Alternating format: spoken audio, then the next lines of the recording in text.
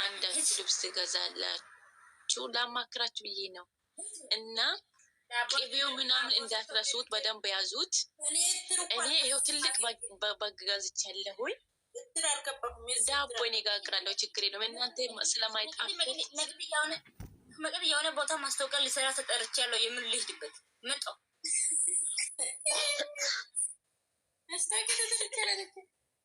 በእናትህ እንዳትወጪ፣ ይደብራል። እኔ እኮ ወዴት ነው ምንድን ነው የምትይው ውዴ? እኔ በቪዲዮ ሊውጣ እስኪ ውጭ ልሽ ታኛለሽ። እኔ አላየሽኝም እንዴ? ወይ ቀሰንታ በጌታ አለች። አስተፍሩ ወገሁት። አንቺ አትሽ ቀሰንታ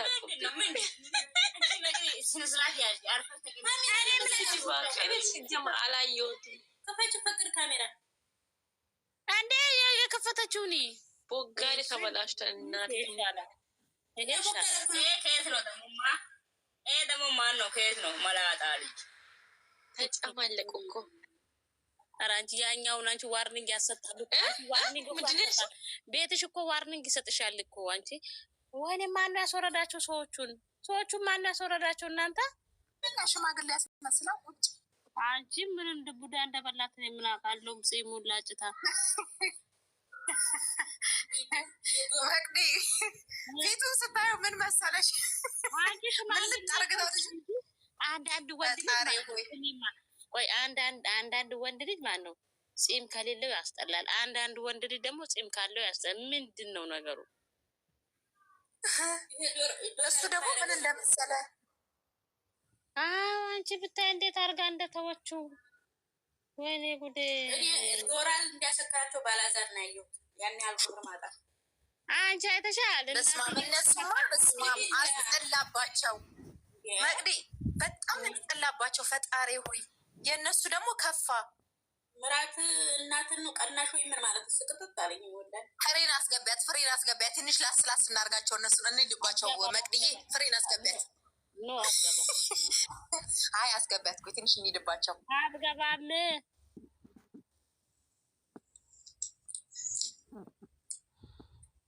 ጨከሽባት በፍሬ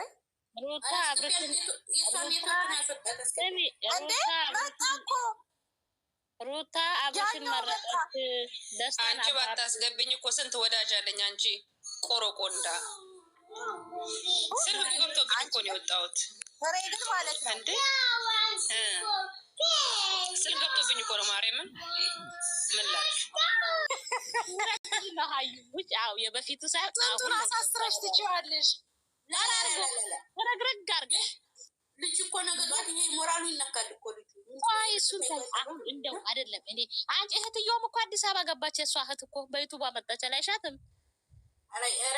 እንዴ? ነግሬሽ የለ እኔ ትናንትና እያወራንሽ አለ። ገኒን አስገቢያት። ገኒ መታለች። ወይኔ ገኒዬ እኔ እኮ አይቻለሁ እኮ እኔ እሷ ራሱ ዊጓን ቀጥላ አረ ወዴት የመጀመሪያ ቀን የመጣሽ ቀን ነው በነገራችን ላይ የተከፈተ ዩቱባ። አሁን እኛ ተባብረን ማለት አለብን ለመንግስት። ደግሞ ምን እንደምትመስል ፈጣሪ ሆይ በልጁ ከሸቀሉ ማለት ነው። እኔ እንጃ በልጁ ከሸቀሉ። አሁን ቆይ ምርመራ ቆይ የትኛው አሁን የኔ ነው ሊል ነው ዳኒ የመጣው? እኔ ነኝ ያስረገዝኩት ሊል ነው። ገንዬ ዌልካም ይልጠበደን ምን ይዟላችሁ ወይ? እንዴት አሽ ገንዬ እንዴት ናችሁ? እግዚአብሔር ይመስገን። ቆይ ገኒ ንቀት መሆኑ ነው። ስለ ጨበራ የኔ አይመቸኝም ብዬሻለሁ። እንዴት አንዴዬ ምን ነው ማክዬ ደከመሽ እንዴ? ምን ቡዳ በላሽ? እንደዚህ አይመቸኝም እኮ ወሬ እንደዚህ ጭር ሲል ነው የሚመቸኝ። ወይኔ ገንዬ ስልክ እያወራ ነበራቸው። መቅዲ ስልክ እያወራ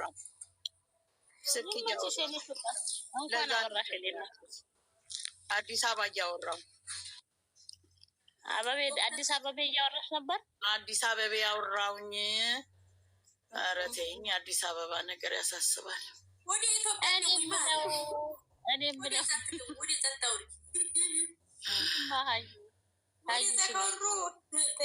አንቺ ጥያቄውን ስሚኝ ሀዩ። አሁን ይሄ ልጅ አሁን አዩ ያለችው ነገር እኮ በጣም ነው ለቃቅሞ ይሄንን ተረባርበው አለችው። አሁንማ ለቃቅሞ ማለት ነው። አንቺ በስመ አብ ይመስላችኋል? ሰላማዊ ሰልፍ ብንወጣ ገንዬ ብለን ዋረ የቲክቶክ ሰላማዊ ሰልፍ እኮ ይበልጣል። አንቺ